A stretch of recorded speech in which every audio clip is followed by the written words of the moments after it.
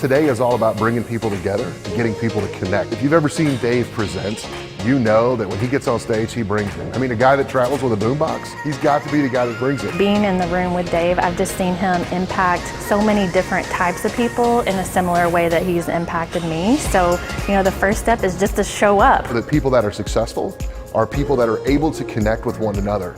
And when we can get to know each other on a personal level first, the business part comes real easy. He has kind of a relentless and undying energy that, again, is contagious. When you have people like Dave that have traveled so many places and worked with so many different organizations, you find out very quickly that it doesn't matter how big your company is or what your challenge is. Those are the same challenges that other companies and other folks like you are facing no matter where they are in their career. He is really great about putting the right people together. He takes himself out of the equation. My name is Dave Berlin, and my passion is to help people change the direction of their life. That could be in business, it could be in life, but overall I just want to help people. For me, it really breaks my heart to see people not chase their dreams. To sit back and wait on the sidelines, to wait for everything to just be perfect and not just go for it. But as I've grown and I've networked throughout different cities, I always find that networking is a really hard thing to do. And there's all these different ways that you can, pass around a business card and give a better 60-second pitch. But at the root of it, man, nobody really cares what you do. What people care about is what drives you as a person. There's a passion that drives people, and the job is just a means to reach that passion. That's the stuff that really motivates me. Those are the people that I want to connect with.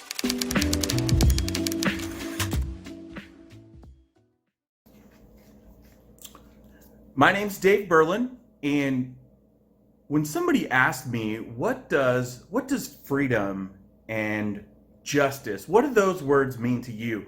And I realized that I don't have the answer.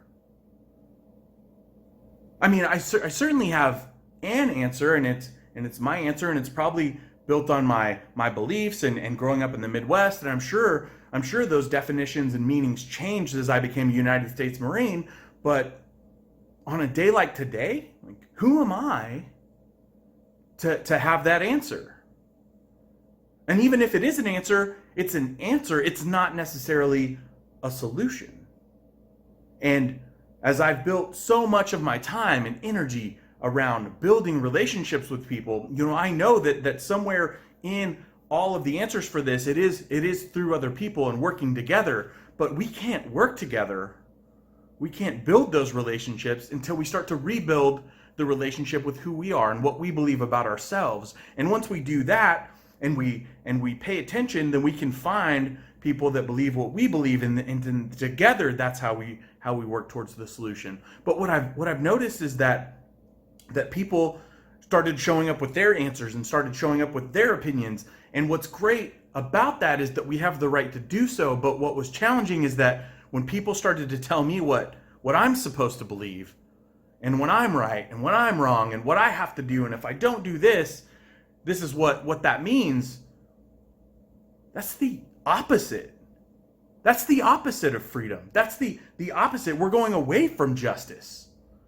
So I don't have the answer, and I don't know that I'm supposed to. But what I do know is that as everything started to happen, I started to do something that I didn't see a lot of people doing, and I just chose to listen. I paid attention to what people were saying on both sides, and all I could think was, how do I explain this to my son? And I told him the only thing that we can do right now is listen.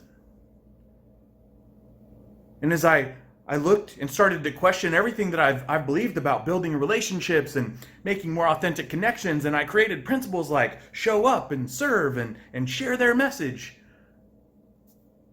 I didn't know which one I was supposed to do that for. It's been so loud, and the one thing that I've realized is it's just time to sit back and listen. Listen, because once we listen and all the noise is over, I believe that there will be a voice that has the right solution. I believe that there will be a voice of reason that people can rally behind, and we don't fight against each other. And it's that one voice or group of voices that create change. And if there's one thing I've learned about relationships, it's that one relationship can change somebody's life. One relationship can change somebody's paradigm and perspective, and that relationship can save a life. And guess what? When I hear those solutions, those are the people that I'm showing up for. Those are the people that I'm going to serve, and those are the messages that I'm going to choose to share. But for right now, my choice is to listen. Expect to be inspired. That's the mantra of McDoujo Enterprises, a family-owned organization that consists of ministers, writers, producers of gospel music, publishers, authors, artists based in Southern California. Their mission is to reach people creatively through the gifts God has given them around the world. One of the founders of McDoujo is Dr. Patricia McQueen, and she has been an educator for over 20 years, working with at-risk and low educational achievers. Her greatest passion has been to motivate them to want to learn, teach them how to learn, and to help them move into the mainstream of American education so they can become responsible and productive members of our society. In the past year, Dr. McQueen has published several books, one entitled The Impact of Slavery on African American Students. She's also produced a book called Discipleship on the Move. Angie is one of the founding members of McDoujo Enterprises as well, and that enterprise is comprised of music production, event planning, and book publishing. She's also a gospel recording artist for McDoujo with credits such as Know God, Stand Up, and Be Yourself, all of which are published and available on CD Baby, Amazon, iTunes, and other media, in addition to McDoujo Enterprises. Angie is one of the creators of the Rise and Shine annual event, sponsored by McDoujo's Seed of Faith Ministries out of San Bernardino, California. Now, let's hear the sounds of McDoujo.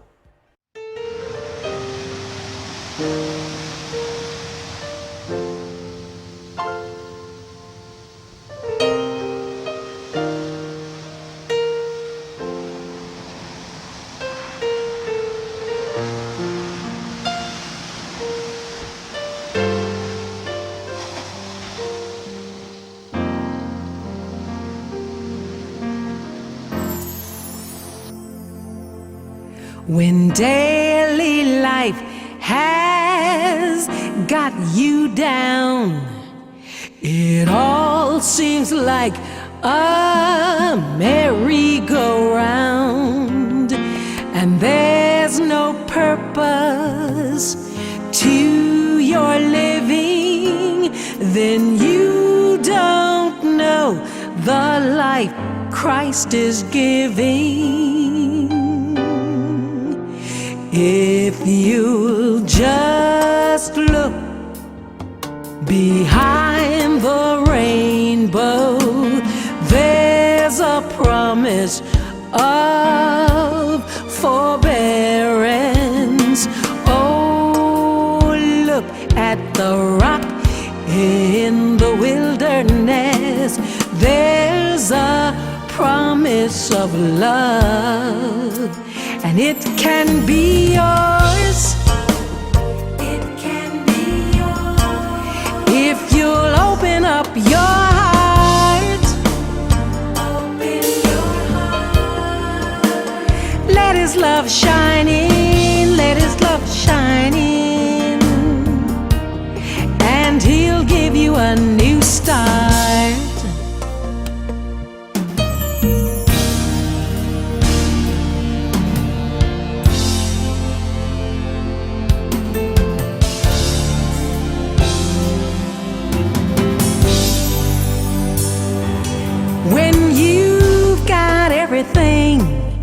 All the pleasures this world can bring, but you're not sure just where you're going. You've got it all, but you're still wondering, is this all there is? And you'll find out if you just look behind the rainbow. There's a promise of forbearance. Oh, look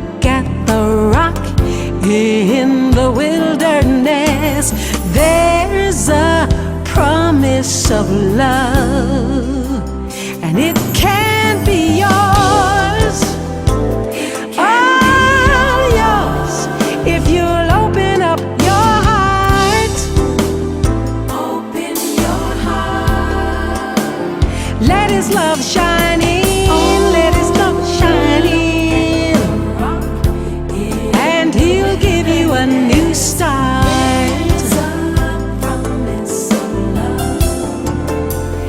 It can be yours,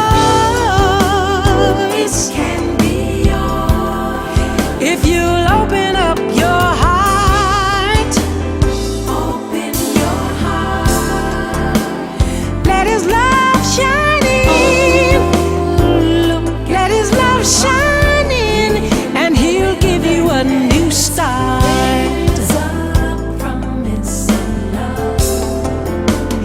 Look behind the rainbow,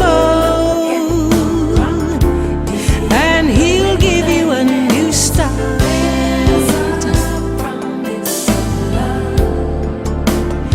Look behind the rainbow,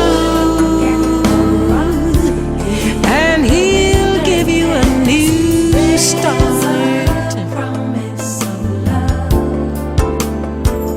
Let His love shine in.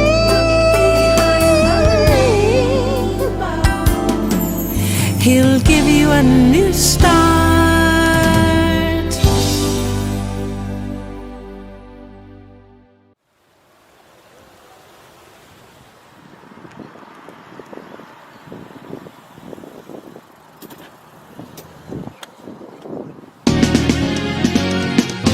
You walking around with an attitude. You think that life has cheated you, and no one understands what you've been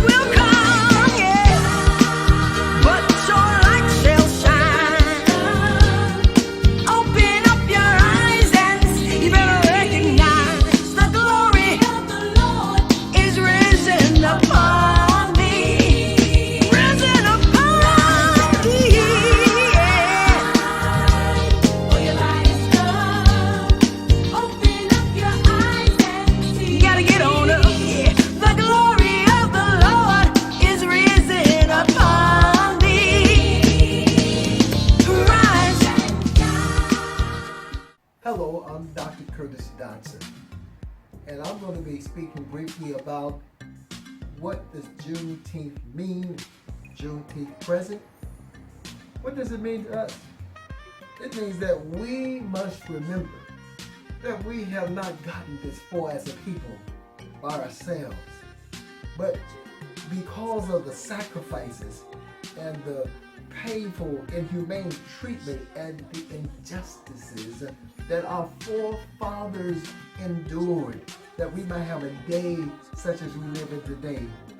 That we are here at this moment in time because they were able to survive those gruesome years, so that we, their posterity, their children in the future, that we can stand on their shoulders and get a better view of life, of the landscape of life that lies ahead. And so that we can press the issue of our growth and development as a people. We can press it forward to the max. Never taking no for an answer or accepting failure as the final solution. It means that we can commit to relentlessly seeking to make ourselves and our communities and our families better places. It means that we should be a part of communities that are incubators of love and educational progression and entrepreneurial development, and communities of unity and faith today. And what about Juneteenth future? It means that if we continue to honor the strength and the sacrifice of our forefathers and mothers, and hold true to the worthy goals and pursuits, then the future is a given, and we will be a better people for it. God bless you, and remember that the future is right now. And remember this one thing: if you don't vote, don't croak. This is Dr. D saying, God bless.